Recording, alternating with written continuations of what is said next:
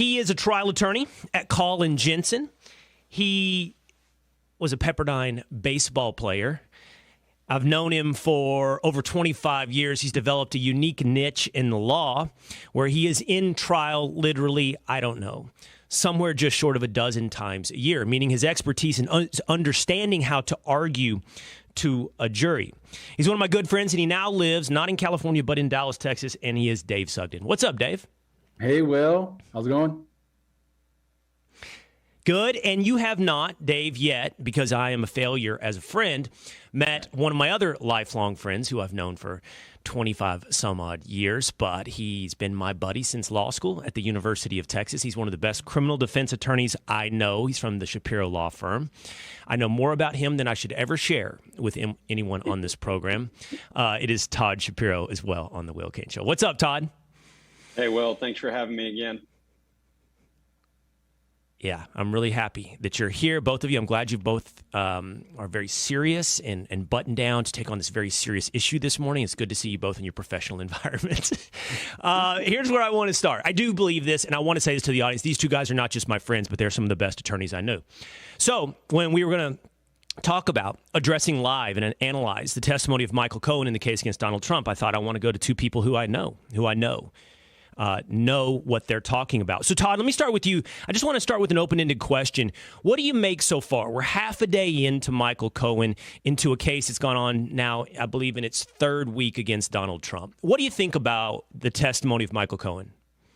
Well, I find it to be remarkable from a number of different angles, Will. I mean, the first thought that popped into my mind is, as my role as an attorney over the last 25 years, when I have clients come to me with information, it's governed by what's called the attorney-client privilege, which you're well aware of, which means all our conversations, things that my clients tell me, I cannot divulge. I mean, I have an obligation to remain confident. Those matters remain confidential. And the idea that in this most public of spectacle, this most public of trials, that the former president's closest confidant, who he had no doubt, undoubtedly, an attorney-client relationship with and confidentiality, is now taking the witness stand to testify those things that we hold sacred as attorneys.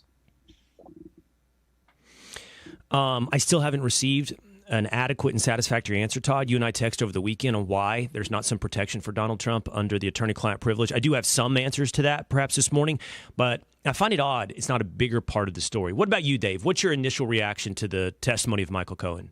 Well, I think first and foremost is that he's ostensibly a key witness in the case because he's the one who essentially is going to be the person with firsthand knowledge of what Donald Trump is alleged to have done.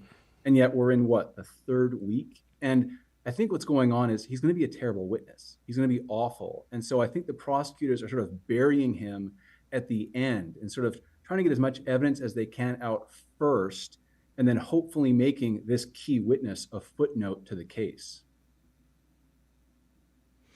I thought about you, Dave, when I thought about 2 weeks of witness testimony to some extent that had to have bored the jury.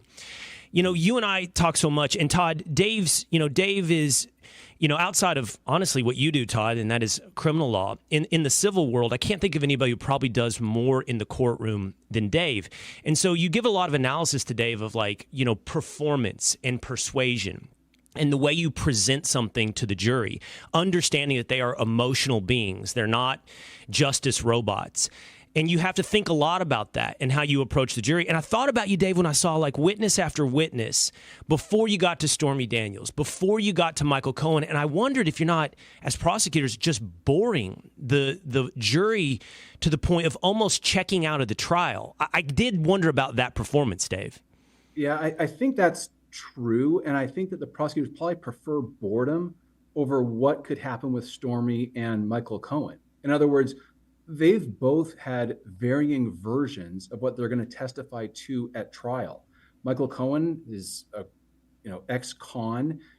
He's committed perjury multiple times. He's got varying versions of this story. And so I think the prosecutor probably thought, let's make an opening statement that's sort of splashy, and then let's sort of be adults in the room for at least as long as we can until we have to call Stormy Daniels and Michael Cohen. But the problem is, when you put these cases on, you're telling your story through witnesses, and it's going to turn on the credibility of these witnesses. And Stormy Daniels and Cohen, they are not credible. I mean, Cohen seems allergic to the truth. Right. And so it's going to be hard for the prosecutors to sort of keep this inertia and then deal with Michael Cohen. Todd, the best I could tell, and like I said, I texted you over the weekend, I don't know why not more has been made of the attorney-client privilege. This morning during live rolling coverage on Fox, I did see Jonna Spilbor, who's a criminal defense attorney, bring it up as well. She said what you said. I can't believe there's not more being made of the attorney-client privilege.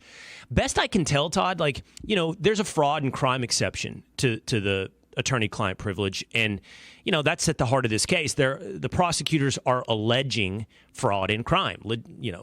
Literally, those are what their allegations are and why we're here today. So I guess to some extent that just opens the door, and Michael Cohen willingly then, and that's part of the thing, Todd. It is the client's privilege, but how do you enforce it through suit, which he tried to do in 2018, and then he dropped it, talking about Trump dropped it against Cohen. But I mean, if Cohen wants to do it, what else can you do to stop Cohen from talking? I think in the context of the trial, you're absolutely right. Could there be some sort of a legal objection made by Trump's team that any of the matters that Cohen's trying to get into are governed by attorney-client privilege? But that's not really a law, and it's not a rule of evidence. And so I don't think that would dictate whether or not the jury gets a chance to hear it. The other aspect of this that occurred to me is, Michael Cohen is no longer a licensed attorney anywhere. He's been disbarred. He's a convicted felon. He's went to the penitentiary. Those responsibilities of a practicing attorney, a licensed attorney, breaking that attorney-client privilege could certainly result in sanctions from the state bar, could result in suspension, disbarment. But heck, he's already been disbarred. So what can they? It's almost like, what can they do to me now? I mean, if I go ahead and divulge the information that I have, even if it was privilege at the time, I'm not a lawyer anymore. So what are they going to do to me? So I want to ask you, Todd, I'm going to follow up on something Dave said when he was talking about the credibility of Stormy Daniels and Michael Cohen. And I try to be self-aware. If I'm talking on Fox, if I'm listening to Fox, there's a lot of conversation about the credibility of these two people. That Michael Cohen is a convicted liar and perjurer. But if I were to tune in to, say, CNN, and I'm trying to be self-aware and see all sides of this, I'm sure something they would be saying, and they are saying, is, yeah, but Michael Cohen lied for Donald Trump. And now, he's seen the light and he's telling the truth. And so he's telling the truth against Donald Trump. Is there anything to that? Like, okay, my lies in the past have been, for the man who's now standing on trial. But now it's almost lending me credibility to say, hey, I'm telling you I lied in the past, and here's the truth about Trump. No, I don't think so. And the reason why is, and I've gone through this many times with witnesses that have changed their version or their story over the course of an investigation, and then want to get on the witness stand and say something different. When your story changes and you say, I was telling the truth then, or I was lying then, and now I'm telling the truth now, that never resonates. It just doesn't. I mean, it makes you look like a liar. It makes you look dishonest. It makes you look untrustworthy. And at the end of the day, not a credible witness. And so how they put any stock into somebody that says, I know I said these things in the past, but I was lying then. Listen to me now. I'm telling the truth. I promise you I'm telling the truth. I mean, that just seems to ring hollow in my opinion. I mean, do you agree, Dave? I mean, I think, instinctually we all agree. I mean, they write cliche books about this and advice books about this. Like, one lie burns something that's very hard to build, and that's a reputation. That's over a lifetime, much less over the span of a few weeks in a jury box, right? But I think my only thing, Todd, to what you said, and I'm going to put this to Dave, though, is I feel like that's true, what you said. And I'm sure it's true throughout your career. And everyone watching, I'm sure it's true through your life. If somebody lies to you, it's very hard for you to reestablish or grant them trust. But I almost feel like in life, and I'm now wondering in a courtroom if there's an exception for Donald Trump. Like everything, and Dave, this is something you know, everything's emotional. And so if Cohen is in there saying something that those jurors want to hear, which is, I knew I hated Donald Trump, if we're assuming the vast majority of them are liberal, and they're probably pretty anti-Trump, They're going to listen to Cohen and go, see, now he's telling the truth because he's on my side. I just wonder if there's not exception for Trump. Yeah, I think there is some intuitive appeal to that narrative. In other words, I anticipate the lawyer that's going to elicit the testimony on direct, try to build that narrative. In other words, okay, you lied yesterday. Why'd you do that? And he'll say, I was being loyal to Trump. I felt pressure from the boss, et cetera, et cetera. But here I am now telling the truth. And there is some intuitive appeal to that story where the person is now coming clean, saying, I'm a different person now. But Cohen's unique. In other words, he wrote a book called Disloyal. Okay, so in his book, when he's talking about coming clean, he doesn't exactly create a narrative that is going to be consistent with his testimony. In other words, when he talks about himself being the quarterback of all of these payments. In other words, he has version number 1, which is nothing happened. Version number 2, something happened, but I was the genius behind it. Now it's version number 3, Trump knew it all. And so there is intuitive appeal of the person that's coming clean, explaining why they were dishonest yesterday, but Cohen's a unique witness. So to your point, Dave, about version number 3, Trump knew it all. Here's what's happened this morning so far. Michael Cohen on direct, his attorneys or the prosecutors for Donald Trump calling him as their witness, have elicited today information essentially about not yet Stormy Daniels, but Karen McDougal. Karen McDougal was a Playboy model. Her story was bought by American media, the publisher of the National Enquirer. The allegation is that Trump, who is buddies with David Pecker, the CEO of the National Enquirer, ran what's called a catch and kill scheme. The catch and kill scheme is you hear there is some story about you that's bad out there. You buy the rights to the story. You never publish the story so that the story goes away. And Cohen has testified this morning that Trump had to know everything. He had to know, that's his currency, he said. But you work for Trump, he has an open door policy. You have to walk in. You have to give him information. So Cohen works with the National Enquirer to get this story to make payments. And his allegation, Todd, this morning is Trump knew it all. That's the way it worked. I know we're building this probably, stepping stone by stepping stone. But let's be clear, that's not a crime. Even if everything Cohen said is true, everything I just described does not add up to a crime. Well, I'm with you 100%. Does it seem seedy, unseemly, something we don't want from our leaders and their legal team? Yes. I mean, I can understand that aspect to it, but no, I mean, that entire scenario you just laid out is there's no laws against what's going on there. I mean, that is an acceptable practice, maybe not a desired one, but it doesn't seem like there's any criminal behavior associated with it. I agree with you. Right. And to be clear to the audience now, and I know they've heard this over several weeks, but it's almost like we're, hammer meeting nail at this moment. Whether or not Trump participated even willingly, knowingly, and used his own money to execute non-disclosure agreements, NDAs, catch and kill would be a much more salacious way to, hush money as well, would be a much more salacious way to describe it. A very dry and corporate way to describe it would be a non-disclosure agreement, an NDA. Whether or not Trump executed NDAs, in order for it to become a crime, this will be hard for you, Todd, I think. Can you tell me what has to be established? Because in order to do that, you're going to have to also know the crime that's alleged by Alvin Bragg. I don't. I mean, you clearly do. So go ahead and tell me. No, I'm saying that he hasn't made it clear. Is the problem.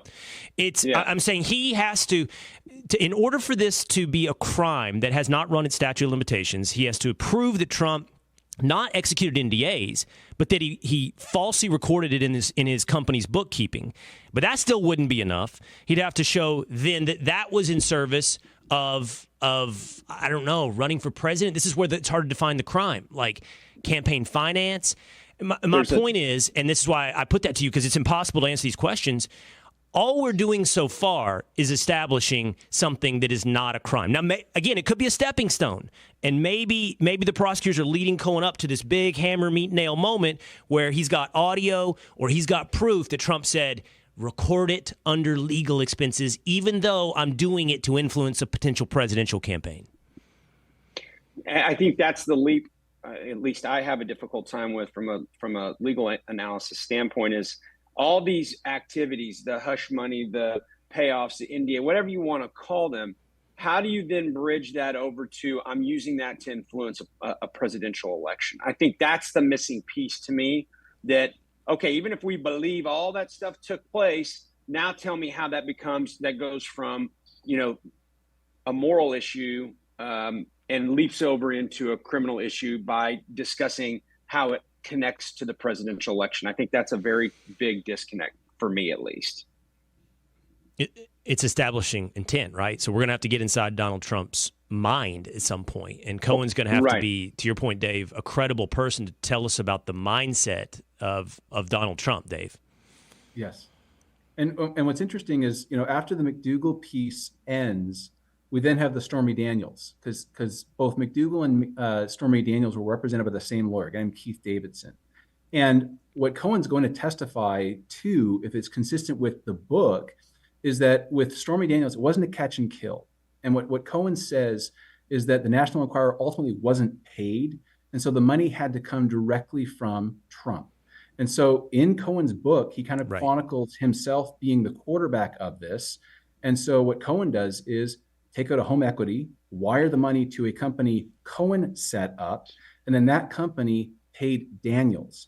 And then after Trump gets elected president, Cohen sends a legal invoice to Trump and then explains that the CFO and operator decided to pay Cohen back. And that's Cohen's version of what happened.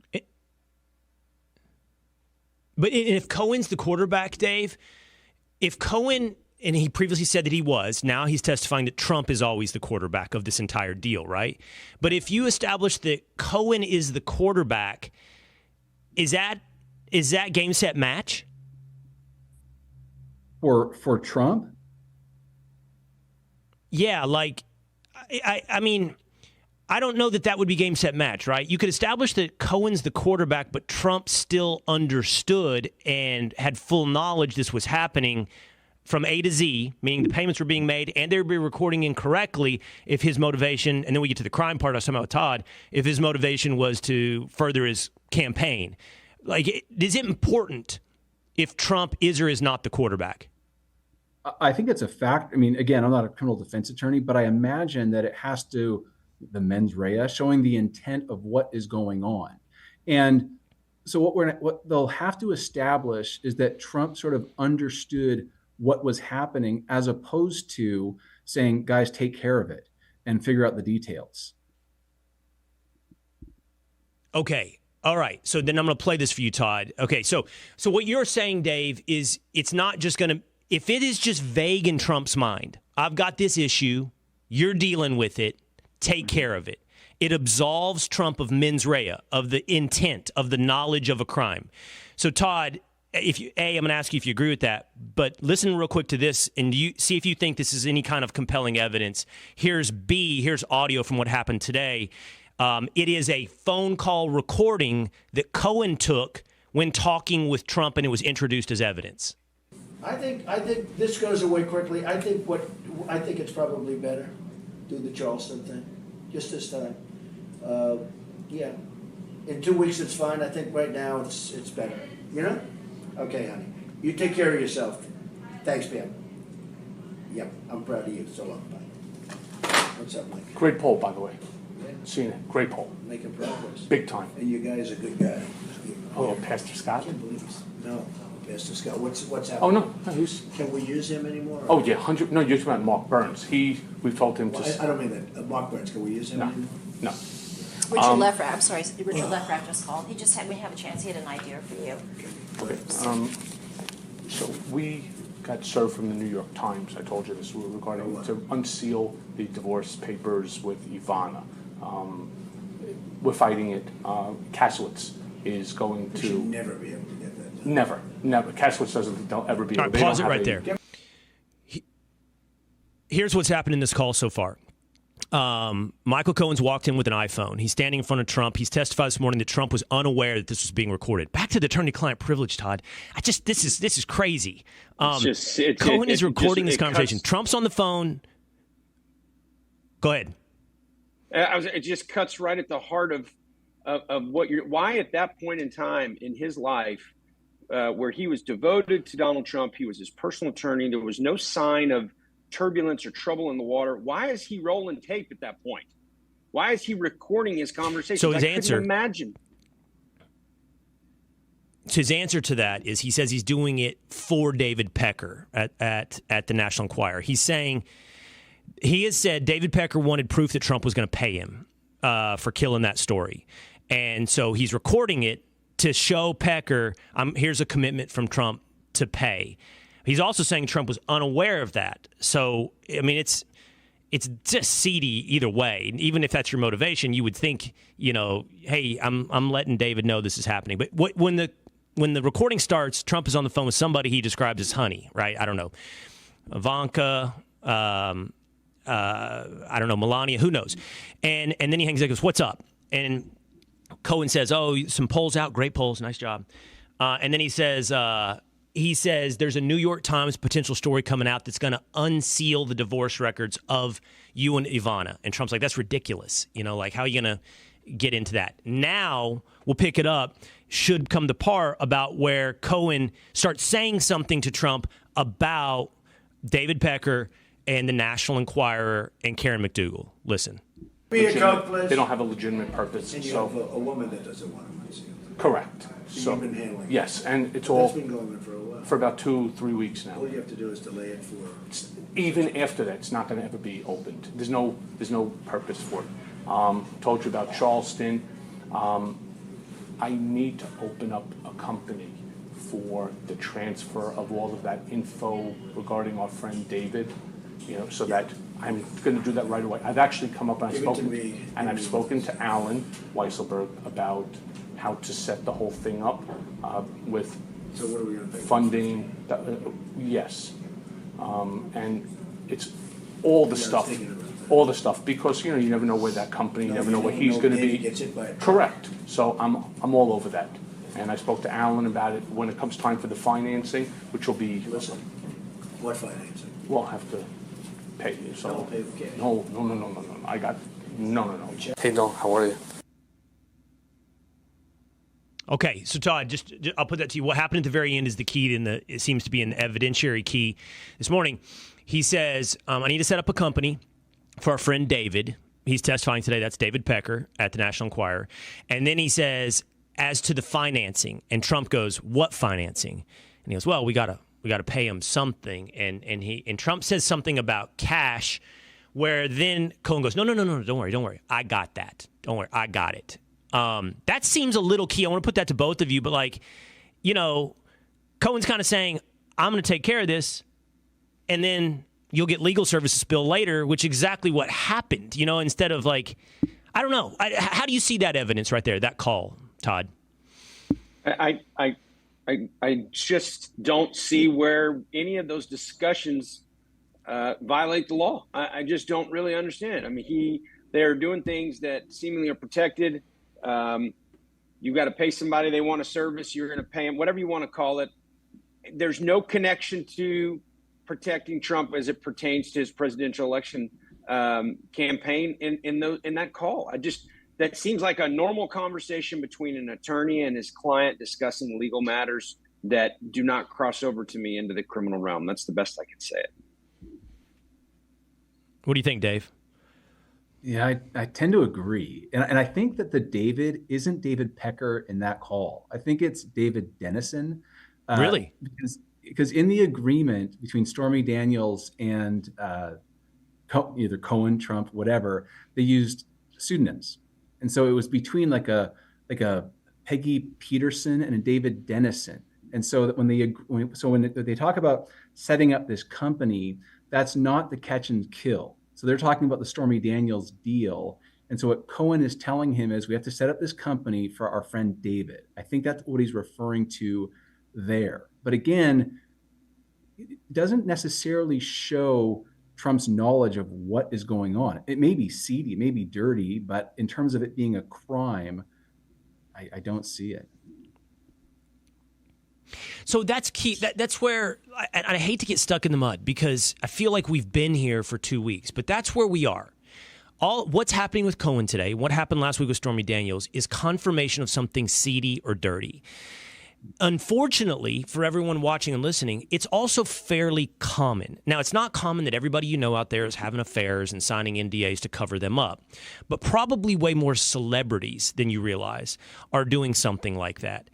And the hard thing to separate is seedy and dirty, and this is where I feel like we're stuck in it's kind of like perfect symbolism, stuck in the mud, is not illegal. And for this to be a case about the law, at some point we're going to have to cross this bridge into evidence that shows not seediness and dirtiness, but that shows illegality.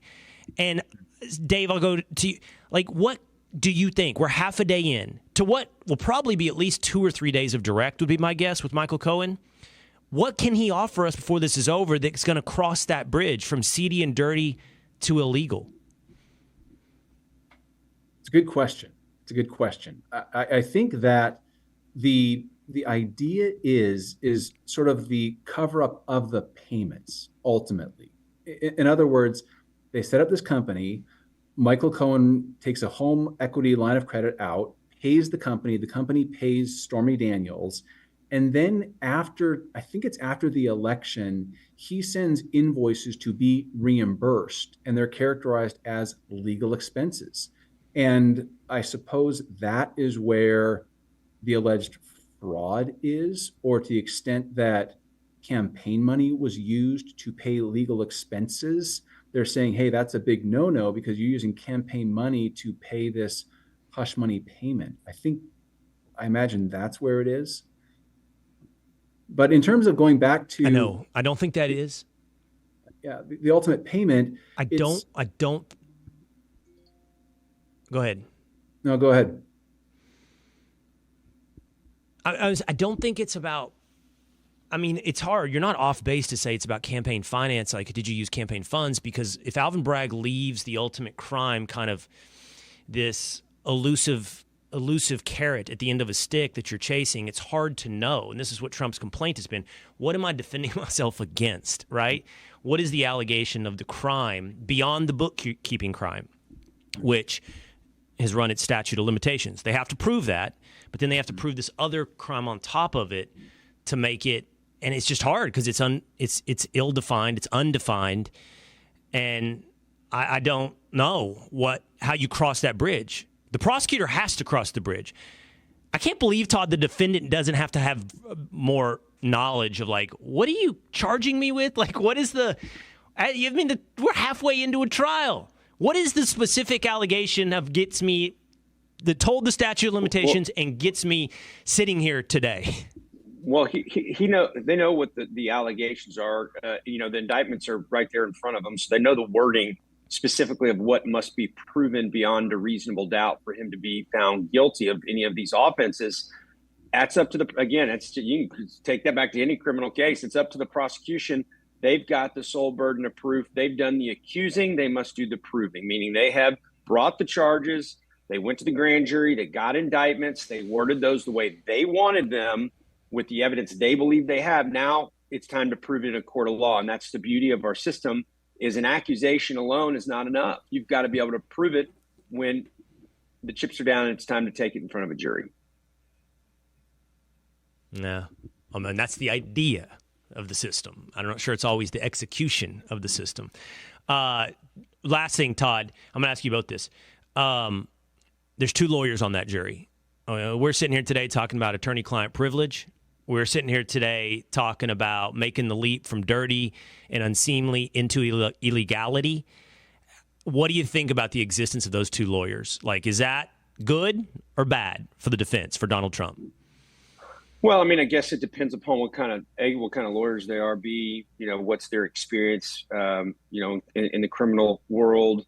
Are they practicing attorneys? So it's kind of hard just to throw a blanket over and say, because they're attorneys, that's going to work for him versus against him. In my opinion, I would hope again, you'd say in a perfect world or an ideal situation, that these lawyers would hold the prosecution's feet to the fire, that would demand them to prove their burden, to prove their case, and they would be able to use a legal analysis, a legal mind to say, you never got there, you never made it past that point, you never bridged the gap, as we've been talking about, cross that bridge over into the criminal world. And you would hope that those, at least from Trump's perspective, that those jurors would be strong enough to kind of hold the room once deliberations begin. Yeah. Dave, what do you think about those two lawyers? You and I had breakfast the other day, and I said, I think I like the gamble from the defense. I like the gamble from Trump. I think you were a little more pessimistic about those two lawyers sitting on the jury. Well, I agree with you that it's a gamble. I think that ultimately it becomes almost a trial in front of two. You know, when I imagine that when deliberations start, there's going to be a lot of deference to the attorneys. And I imagine they'll take leadership positions in that deliberation room. And so I think the gamble is that these lawyers will do their very best to look at the evidence through the prism of the actual law. And they'll take the jury's instructions and sort of go element by element and explain to the other jurors what the burden of proof is. And that's the hope, is that they will sort of look at the law, look at the evidence, look at the burden of proof. And the gamble is that there'll be a finding of reasonable doubt. All right, Kat Canby on YouTube says there is no crime. They're still trying to come up with something. Mr. Prince Beat says, love from Switzerland. And I do hope for the U.S. you get Trump again. Great show, Kane. And then finally, I kept you guys here for the final comment I wanted to read. El Donado Trumpez says, does Will have any friends with hair? I thought that was coming. I was like, how'd you get two bald guys You on, did. two bald lawyers on at the same time? Yeah. As if you didn't know any better. Yeah. Oh, it was super hard to find them. Funny. Two 40-something-year-old lawyers without any hair. That was like finding a needle in a haystack. I don't know how I managed to pull it off. All right, Dave Sugden, Colin Jensen, Todd Shapiro, the Shapiro Law Firm. Thank you guys for coming on. I got to get you guys together in person really soon. But I appreciate you guys jumping on the Will Kane Show. Appreciate you guys. Awesome. Thanks Yeah, a lot, buddy. Will. Thank you.